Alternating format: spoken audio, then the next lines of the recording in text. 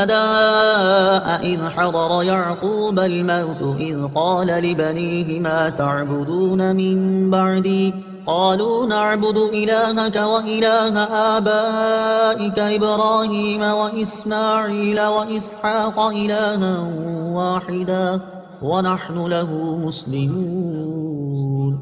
ترجمہ: اے یہودیوں، کیا تم اس وقت موجود تھے جب یعقوب کے وصال کا وقت آیا، جب انہوں نے اپنے بیٹوں سے فرمایا اے بیٹو میرے بعد تم کس کی عبادت کرو گے؟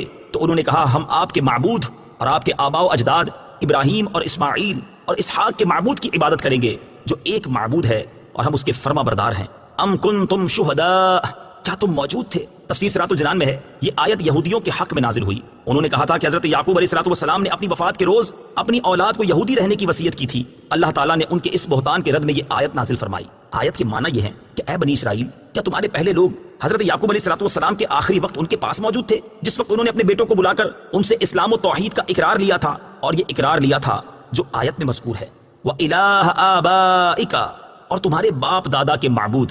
تفسیر صراط الجنان میں ہے حضرت اسماعیل علیہ السلام کو حضرت یعقوب علیہ السلام کے آبا یعنی باپوں میں داخل کیا، حالانکہ آپ حضرت یعقوب کے حقیقی والد نہ تھے۔ یہ اس لیے کہ آپ علیہ السلام ان کے چچا ہیں، اور چچا بمنزلہ باپ کے ہوتا ہے، جیسا کہ حدیث شریف میں ہے۔ اور آپ علیہ السلام کا نام حضرت اسحاق سے پہلے ذکر فرمانا دو وجہ سے ہے۔ ایک تو یہ کہ آپ حضرت اسحاق سے 14 سال بڑے ہیں، دوسرا اس لیے کہ آپ سید عالم صلی اللہ تعالی علیہ وآلہ وسلم کے آبا میں سے ہیں۔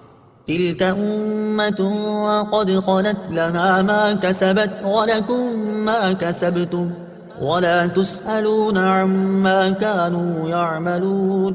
ترجمہ: وہ ایک امت ہے جو گزر چکی ہے، ان کے اعمال ان کے لیے ہیں اور تمہارے اعمال تمہارے لیے ہیں، اور تم سے ان کے کاموں کے بارے میں نہیں پوچھا جائے گا۔ تلک امتن، وہ ایک امت ہے۔ تفسیر صراط الجنان میں ہے جب یہودی دلائل میں عاجز ہو جاتے تو آخرکار کہہ دیتے تھے کہ اگر ہمارے عقائد و اعمال غلط بھی ہوئے تو ہمارے باپ داداؤں کے اعمال ہمارے کام آ جائیں گے اور ان سے ہماری نجات ہو جائے گی۔ ان کی تردید میں یہ آیت آئی کہ وہ سب گزر چکے، ان کے اعمال ان کے لیے ہیں اور تمہارے اعمال تمہارے لیے، تمہیں ان کے اعمال کام نہ آئیں گے۔ اس سے معلوم ہوا کہ آخرت میں اپنے اعمال کام آئیں گے، اور اگر عقیدہ خراب ہو تو کسی کو دوسرے کے عمل سے فائدہ نہ ہوگا۔ وقالوا كونوا هودا أو نصارى تهتدوا قل بل ملة إبراهيم حنيفا وما كان من المشركين۔ ترجمہ: اور اہل کتاب نے کہا یہودی یا نصرانی ہو جاؤ ہدایت پا جاؤ گے۔ تم فرماؤ ہرگز نہیں، بلکہ ہم تو ابراہیم کا دین اختیار کرتے ہیں جو ہر باطل سے جدا تھے اور وہ مشرکوں میں سے نہ تھے۔ کونو، ہو جاؤ۔ تفسیر صراط الجنان میں ہے حضرت عبداللہ ابن عباس رضی اللہ تعالی عنہما نے فرمایا کہ یہ آیت مدینہ کے یہودی سرداروں اور نجران کے عیسائیوں کے جواب میں نازل ہوئی۔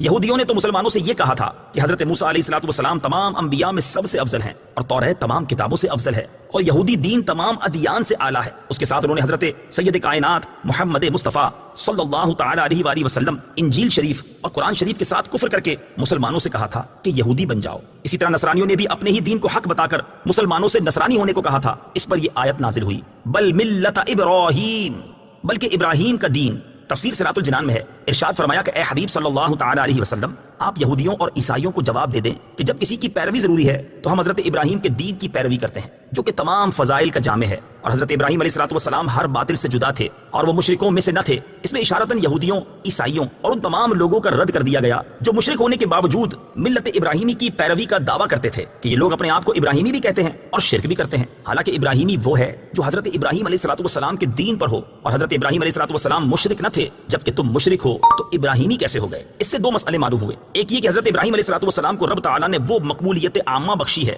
کہ ہر دین والا ان کی نسبت پر فخر کرتا ہے۔ دوسرا یہ کہ صرف بڑوں کی اولاد ہونا کافی نہیں جب تک بڑوں کے سے کام نہ کرے۔